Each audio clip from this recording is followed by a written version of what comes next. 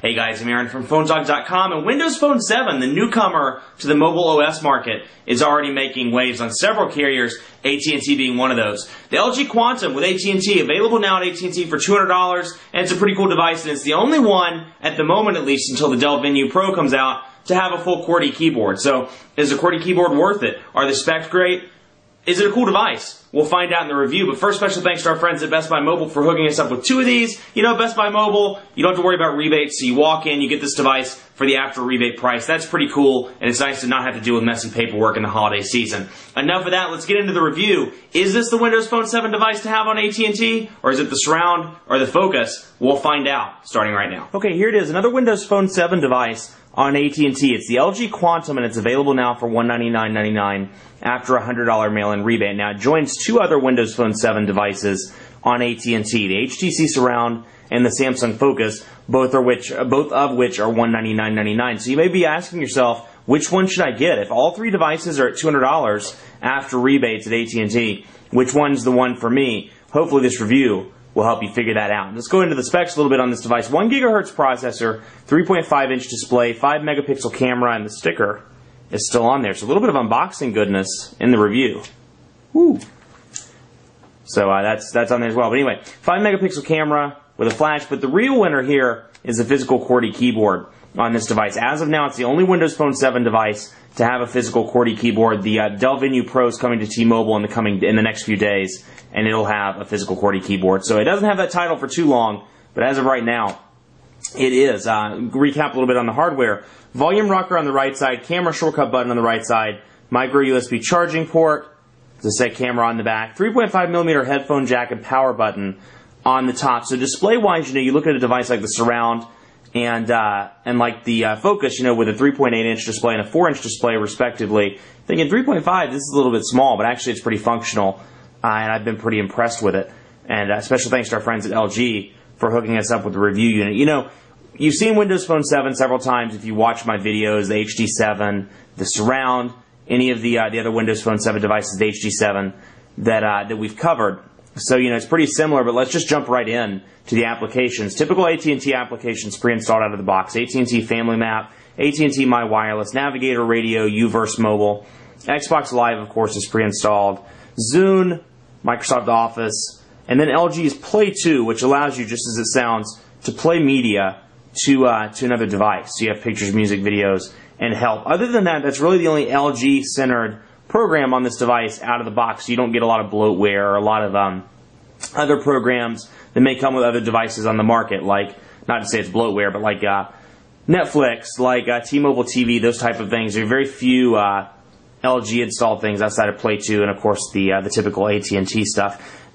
User interface-wise, typical Windows Phone 7 here, with one frustration that I've had with the device is the signal strength indicator, the battery life indicator. They don't stay on the screen. You'll see I just pulled it down to show it, and in a few seconds it'll pop back up into the screen. See?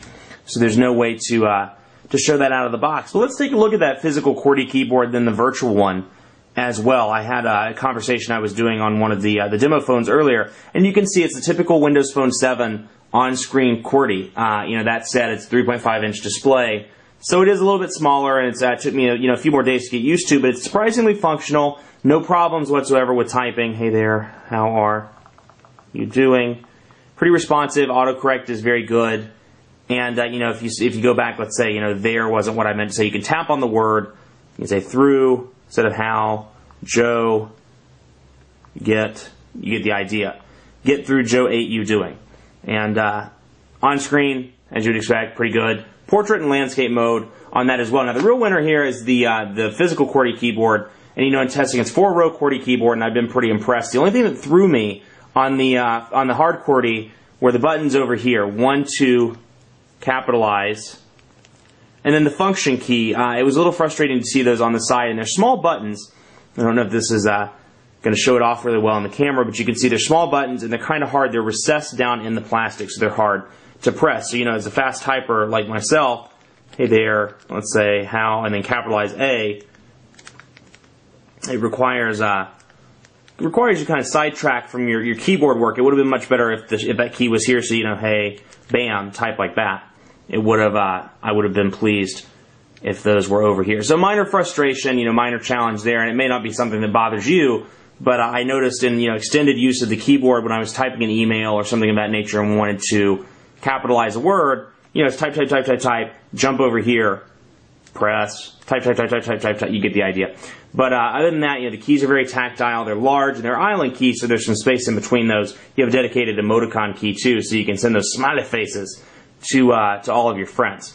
Now, the one difference on the front you see is the typical Windows buttons here, but you have capacitive back, capacitive search. Then you have a physical home button. It's a pretty interesting little design thing on the Quantum that you don't see on the other Windows Phone 7 devices. Other applications are pretty similar. So you have the phone tab, call history pops up by default. You can check the voicemail from this, or you can jump into the dialer, make a phone call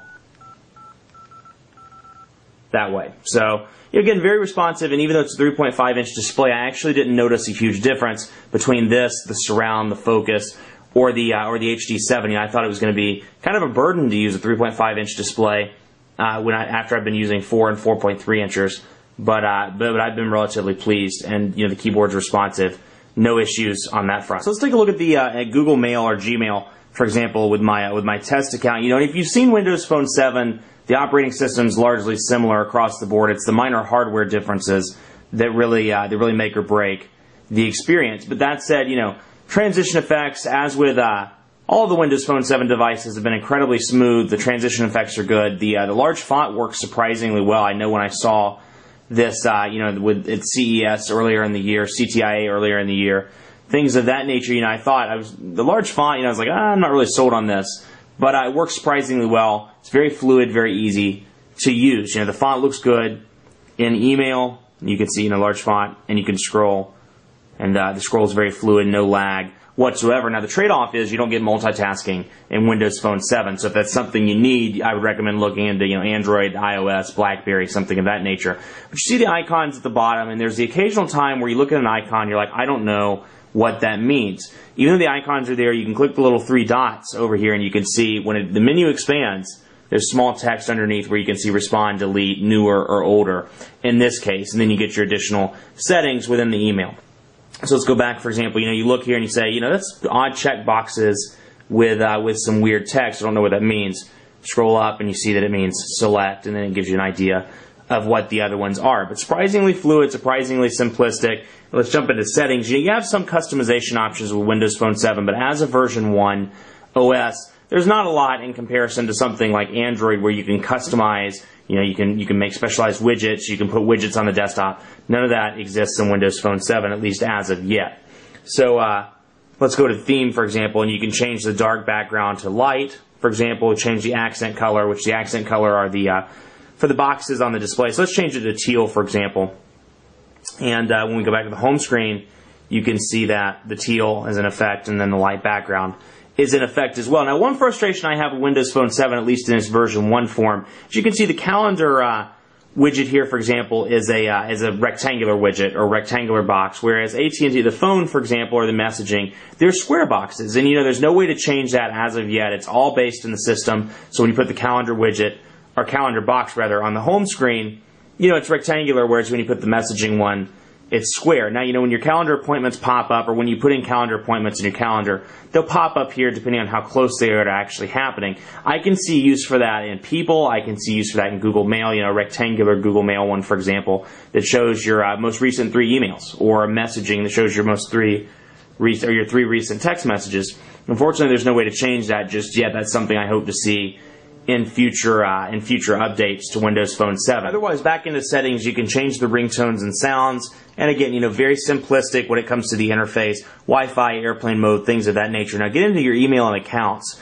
Google, you can see, is already set up. And when you add an account, you can add Windows Live, Outlook, Google, Facebook, other accounts. If you have the POP and IMAP configurations on the top of your head, you can configure those. An advanced setup as well. Otherwise, you can go into applications and you can configure phone, for example.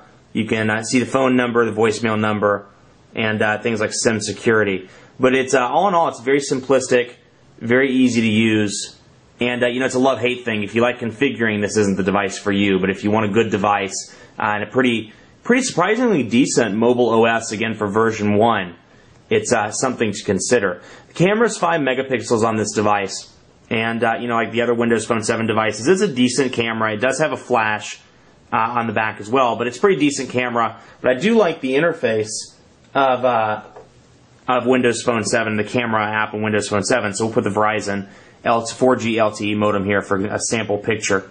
And there is a camera shortcut button on the right side. So half press to focus. So we'll focus in on the Verizon logo, for example. Half press to focus, full press to take the picture, and we'll snap it.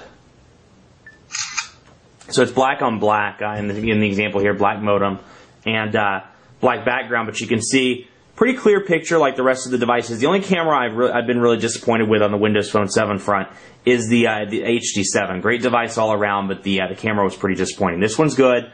In well-lit situations, you have a ton of light shining down on this. Well-lit situations, it's pretty decent. The flash isn't bad, but when you're in low-lit situations, you'll experience some blurring and things of that nature. Now, you can see how easy it is to switch back and forth between the active camera and the gallery. You can take whatever pictures you want. I'll take a picture of the keyboard I have over here.